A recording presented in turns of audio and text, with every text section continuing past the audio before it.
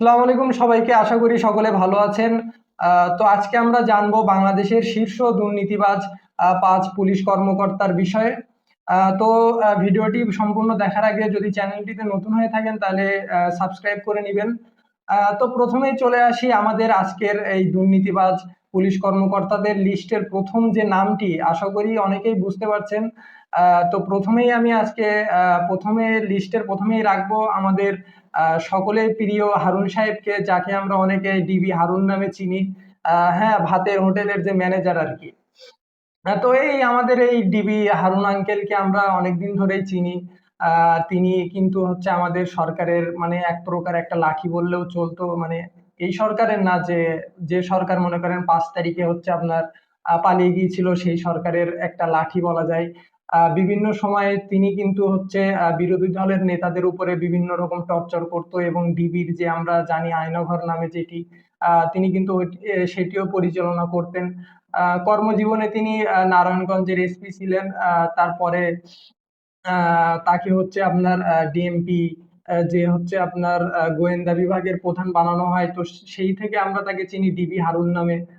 অনেক সেলিব্রিটি বলুন বা সমাজের যারা উচ্চ পর্যায়ের লোকজন কোনো সমস্যায় পড়লেই হচ্ছে তার ভাতের হোটেলে আমরা দেখেছি যেতে।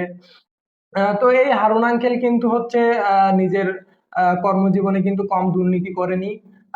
শত শত কোটি টাকা কামিয়েছে, এবং দেশের গুরুত্বপূর্ণ যে কেসগুলো বা এই যে গুমের যে কেসগুলো কিন্তু সেই দেখাশোনা করতো, এবং আপনার নির্বাচনের আগে সেই গুমের যে কেসগুলো সেটি কিন্তু হচ্ছে বিরোধী দলের যে যারা নেতাকর্মী তাদের উপরে চাপিয়ে দেওয়া হতো।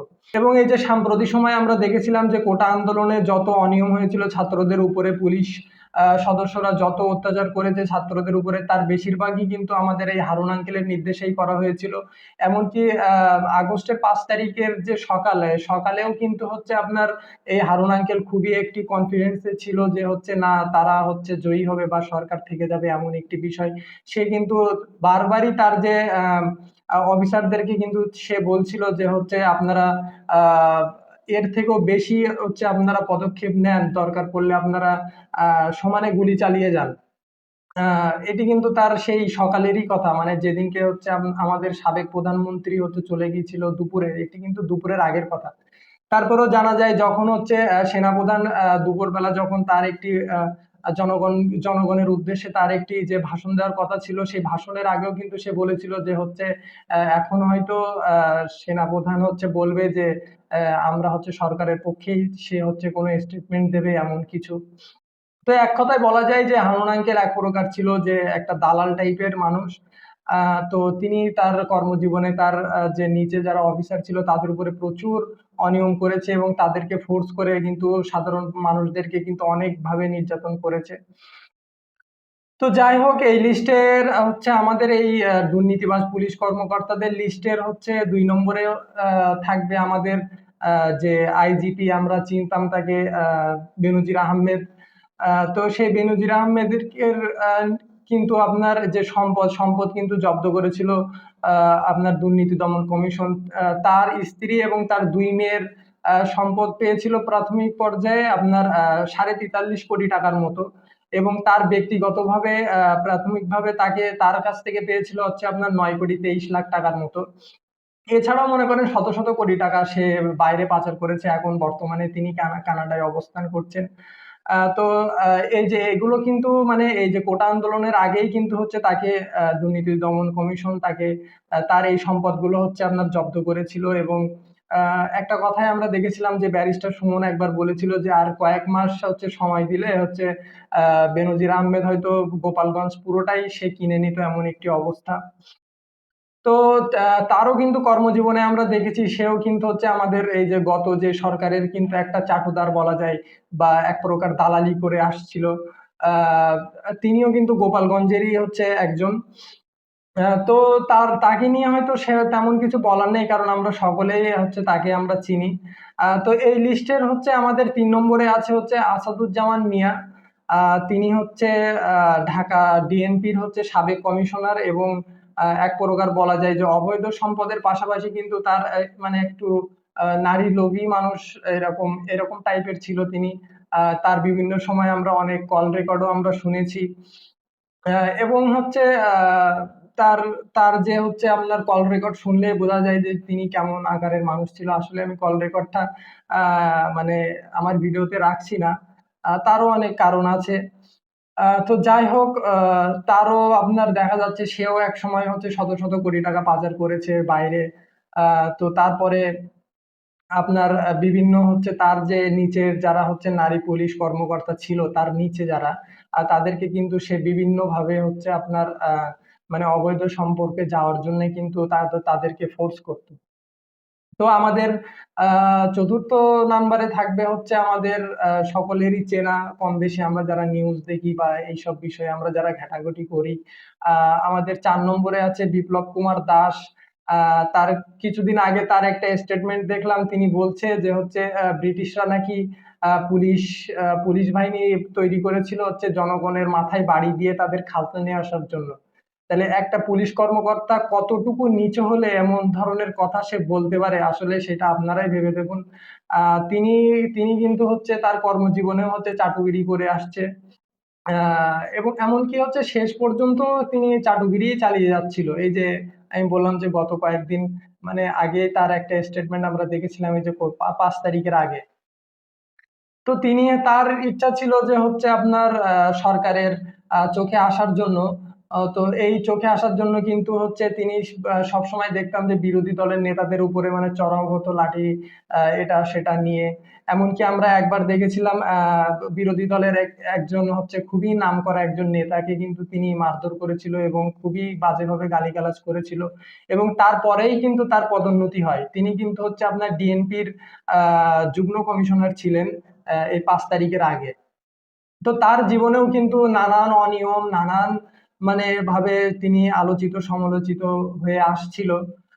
আসলে এই কোটা আন্দোলনের পরে তারও কোনো খোঁজ আমরা কিন্তু এখনো সেইভাবে আমরা কেউ পাইনি। তো আমাদের হচ্ছে এই যে দুর্নীতিবাজদের মধ্যে দুর্নীতিবাজ পুলিশ কর্মকর্তাদের এই লিস্টের সবার শেষে থাকবে হচ্ছে আমাদের আর এক লেজেন্ড, যার নাম হচ্ছে আপনার ওসি প্রদীপ। আমরা সকলেই জানি মেজর সিনহা হত্যার মানে অন্যতম একজন হোতা। তো যাই হোক, এক প্রকার বলা যায় যে মানে কি বলবো, পুলিশ ওসিদের মধ্যে একজন ডন তিনি। তো বর্তমানে তিনি সেই সিনহা হত্যা মামলার তিনি হচ্ছে একজন ফাঁসির দণ্ডপ্রাপ্ত আসামি। তো এখনো পর্যন্ত সেটি কার্যকর করা হয়নি। আমি হচ্ছে ব্যক্তিগতভাবে এটি রিকোয়েস্ট করব যেন এই এইটি যেন তাড়াতাড়ি হচ্ছে আপনার বাস্তবায়ন করা হয়। তো তার জীবনে তার কথা বলতে গেলে তো ভাই শেষ নেই, মানে তার অনিয়মের কথা বলতে গেলে শেষ নেই। তিনি টেকনাফ জোনের যে হচ্ছে আপনার ইয়াবা জোন যেটা বলা হয় টেকনাফের হচ্ছে আপনার ওসি ছিল। তো সেই টেকনাফে কিন্তু বিভিন্ন সময় আমরা দেখেছি যে মানে প্রতিদিনই মানে বলা যায় যে প্রতিদিনই হচ্ছে আপনার টেকনাফে কাউকে না কাউকে ধরে নিয়ে তাকে ক্রস ফায়ারে দেওয়া হতো। এমনকি হচ্ছে তাদের কাছে টাকা চাওয়া হতো যে এত টাকা দিতে হবে নাইলে মেরে ফেলবো। মানে অনেক নিরীহ মানুষকেও তিনি এমন করেছে। বা একটা মানুষ আমি মানলাম যে তিনি অবৈধ ব্যবসা করে বা যাই করে, কিন্তু আইনে তো এমন কোনো জায়গায় লেখা নেই যে তাকে এনে হচ্ছে আপনার ডাইরেক্ট ক্রস ফায়ারে দিবে এরকম কিছু। তো তার জীবনেও হচ্ছে মানে তিনি শত শত কোটি টাকা কামিয়েছে এবং কক্সবাজারেও তার নাকি তার স্ত্রীর নামে হচ্ছে একটি হোটেল আছে ৫ তারকা। তো যাই হোক, তারও মনে করেন সম্পদের পাহাড়, মানে সেই সম্পদের কথা আর বলে শেষ করা যাবে না। তো এই হচ্ছে আমাদের মানে এইটি ছিল হচ্ছে আমাদের বাংলাদেশ পুলিশের মানে এই যে বিগত কয়েক বছরের অবস্থা। এবং আমি ধন্যবাদ জানাবো এখনকার যারা আমাদের পুলিশ ভাইয়েরা যারা প্রতিবাদ করছে, যারা মুখ খুলছে আস্তে আস্তে, আমি তাদেরকে সেলুট জানাই যে তারা এই সাহসটা করে তারা বলছে। তারা কিন্তু নিজেরাই বলছে যে আমাদের এরকম ডিবি হারুন বা বিপ্লব কুমার দাসের মতো কিছু কর্মকর্তাদের জন্যই আমরা হচ্ছে বাধ্য হয়ে এমন করেছি। এটাও একটা ঠিক কথা যে তাদের উপরেও কিন্তু একটা প্রেশার থাকে। তো হচ্ছে আমাদের এই বৃহস্পতিবার থেকে হচ্ছে সকল পুলিশ ভাইদেরকে বলা হয়েছে তাদেরকে আবার পুনরায় ডিউটিতে আসার জন্য। তো আশা করছি সকলে আসবেন এবং সকলকেই ওয়েলকাম। এবং যারা যারা হচ্ছে আপনার ছাত্রদেরকে মানে বেআইনি ভাবে মানে মেরেছে, মানে জানে প্রাণে মেরেছে, তাদেরকে অবশ্যই বিচারের আওতায় আনতে হবে। এবং আমাদের পুলিশ ভাইদের জন্য আমাদের মানে অনেক অনেক শ্রদ্ধা ও ভালোবাসা, মানে বলে শেষ করা যাবে না। আসলে মানে আমরা পুলিশকে খারাপ বলি ভালো বলি ভাই, সব জায়গায় তো ভালো খারাপ মিলিয়েই থাকে। তো হচ্ছে অনেক পুলিশ ভাইরা সামাজিক কাজকর্ম করে থাকে। আমিও এমন অনেক পুলিশ কর্মকর্তা বা পুলিশ অফিসারদের চিনি যারা মন থেকে আসলেই অনেক ভালো সামাজিক কাজ করে। তো যাই হোক, সকলেই ভালো থাকবেন। পুলিশ ভাইদের জন্য অনেক অনেক দোয়া ও ভালোবাসা। আপনারা পুনরায় আবার মানে আপনাদের কাজে ফিরে আসুন। আমাদের পক্ষ থেকে সবসময় আপনাদের সাপোর্ট থাকবে এবং আপনারা শুধুমাত্র জনগণের বাহিনী হয়ে কাজ করবেন। কোনো রকম কোনো রাজনৈতিক যে দলই হোক, কোনো রকম কোনো রাজনৈতিক দলের প্রভাব আপনাদের মধ্যে আসতে দেবেন না। এটাই আমাদের হচ্ছে চাওয়া পাওয়া।